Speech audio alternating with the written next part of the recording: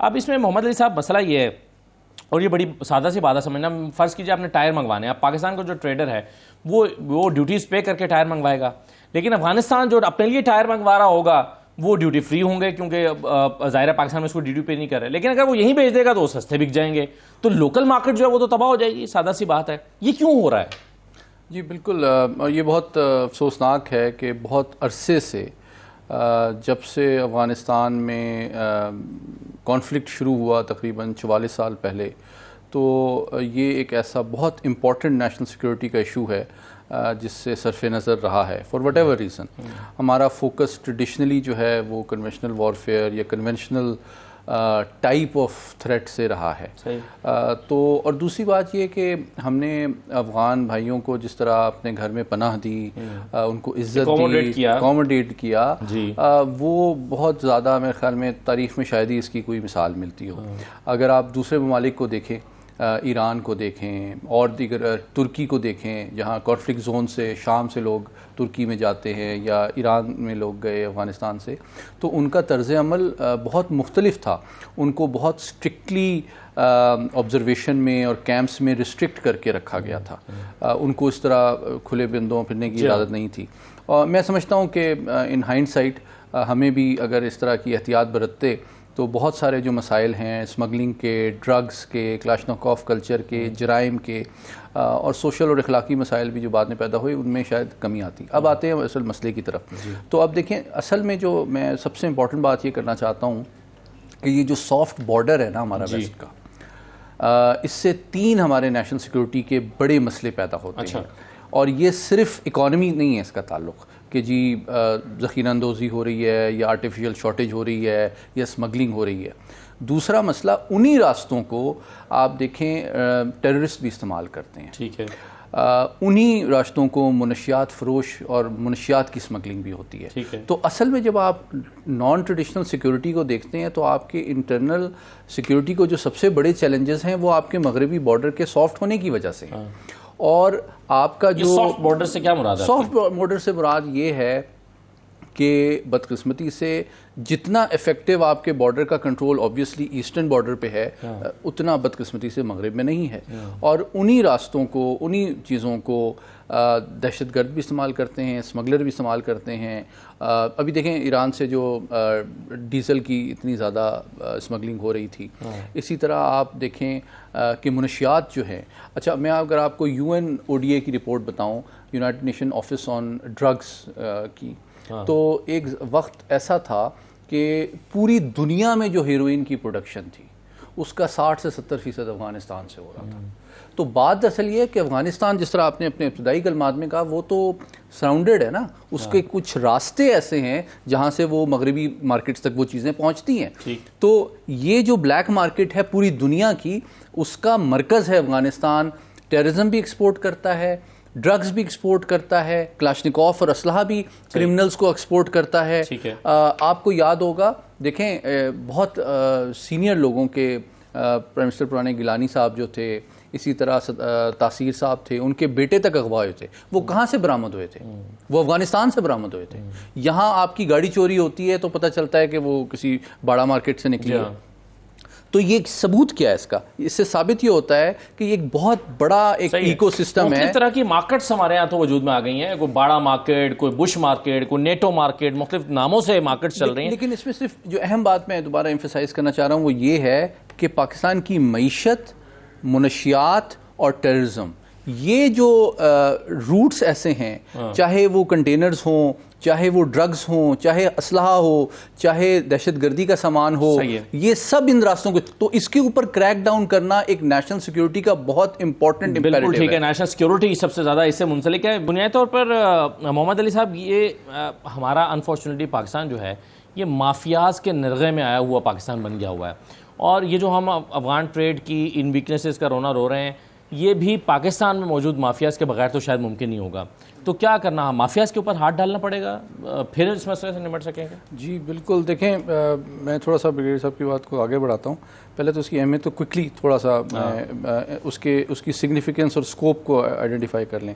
देखें, जो पाकिस्तान अफ़गानिस्तान का ट्रेड है ना, पाकिस्तान कितना क्रिटिकल और वाइटल है अफ़गानिस्तान के लिए, हमारा बहुत लीवरेज है।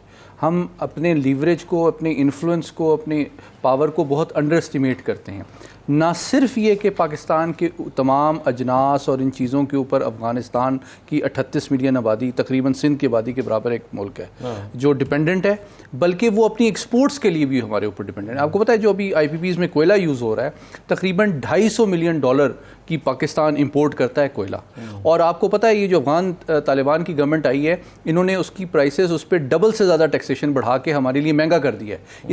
इस वक्त right now Pakistan is exploring options from Africa and Indonesia. हमें 40,000 रुपये टन पड़ता है अफगानी कोयला, और 35,000 रुपये का टन हमें कोयला साउथ अफ्रीका और इंडोनेशिया से आता है। फिर यहाँ से ट्रेनों से, तो हम कौन सा, तो वो हमारे ऊपर कोई आसान नहीं कर रहे हैं। पहली बात तो ये समझने की ज़रूरत है, भाईचारे का हमने बहुत ज़्यादा, बहुत उसकी वजह से हम बेवकूफ़ बने हैं। दूसरी बात देखिए, इस ट्रांजिट ट्रेड का सबसे बड़ा नुकसान जो है वो हमारे स्मॉल स्केल इंडस्ट्री को और मैन्युफैक्चरर को बहुत ज़्यादा पहुंच रहा है। हम अफ़गानियों के लिए, मुझे सीधी बात करने दें, अफ़गानियों को हम इलीगल जो उनका ट्रेड है और स्मगलिंग है उसको टॉलरेट और ऑब्लाइज करने के लिए अपने सनतकार को हम नुकसान पहुंचा रहे हैं। ज़रा इसका इदराक करें कितनी बड़ी बात मैंने की है। तीसरी बात यह है कि पूरी जो हमारी ब्लैक मार्केट इकॉनमी है ना पाकिस्तान की, वो डिपेंड करती है अफगानिस्तान के ऊपर। अच्छा, हाँ, अच्छा। और फिर एक चौथी बात जो है मैं थोड़ी सी और भी कहना चाहता हूँ।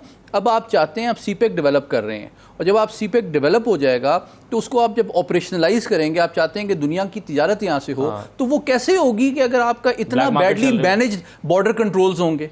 चीन की तिजारत अगर कई बराज़मों को आपके थ्रू शुरू हो जाए तो वो इस मिजाज और इस निज़ाम के ज़रिए तो आप उसको मैनेज ही नहीं कर सकेंगे।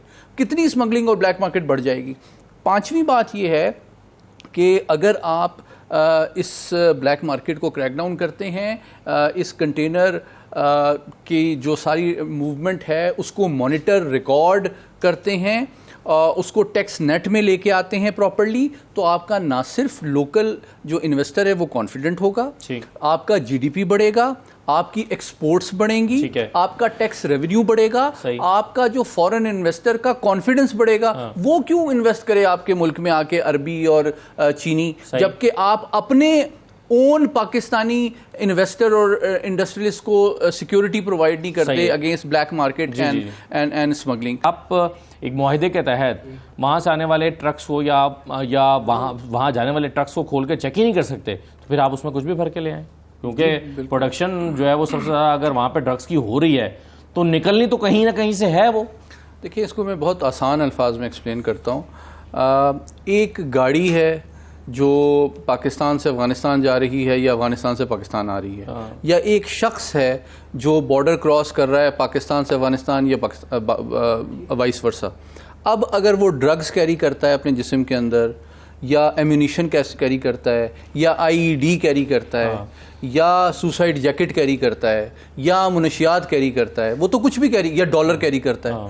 द पॉइंट इज़ कि गाड़ी और इंसान जो है, हर इंसान और हर गाड़ी को चेक नहीं किया जा रहा है। It's as simple as that. ये कोई रॉकेट साइंस नहीं है। तो आपने, जिस तरह ब्रिगेड साहब ने भी कहा, आपकी बहुत सारे इदारे हैं, FC है, लेवीज है, कस्टम्स है, FIA है। तो देखें जो मिजाज और तर्ज अमल आपका, और कितनी स्ट्रिंजेंट चेकिंग होती है। आप एयरपोर्ट में जाएं, ठीक है, आप नेवल पोर्ट में जाएं, तो ये मतलब नेचर ऑफ थ्रेट तो वही है।